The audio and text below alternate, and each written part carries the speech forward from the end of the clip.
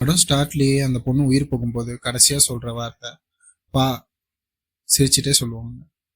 இத்தனை நாள் நான் தேடிட்டு இருந்த என் வாழ்க்கை துணைவனை பார்த்துட்டேன், ஆனால் அவன் தான் என் சாவுக்கு காரணமான்றதை எப்படி நான் சொல்கிறது?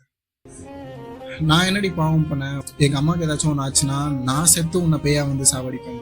அப்படி டைமில் வந்து டேபிளில் அவரோட சிகார் அண்ட் மேட்ச் பாக்ஸை ப்ளேஸ் பண்ணுவார்.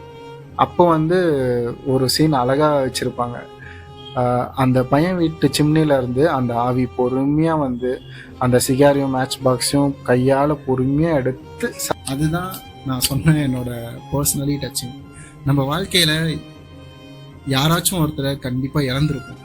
இழந்து அவங்களோட தொடுதலையோ அவங்களோட வார்த்தைகளையோ ஏதாச்சும் ஒன்றத்தை யார் எப்படியாச்சும் அது பேயோ பிசாசோ ஏதாச்சும் ஒரு மூலியமாக நம்ம தொட்டுட மாட்டோமா, அவங்களோட வார்த்தைகளை கேட்டுட மாட்டோமா அப்படின்னு ஏங்கி தவிச்ச சில நாட்கள்லாம் இருந்திருக்கும்.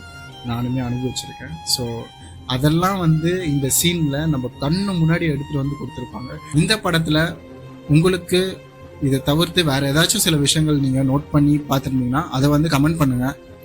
உங்களுக்கு இந்த வீடியோ பிடிச்சிருந்ததுன்னா லைக் பண்ணுங்கள், ஃபாலோ பண்ணுங்கள். தேங்க்யூ.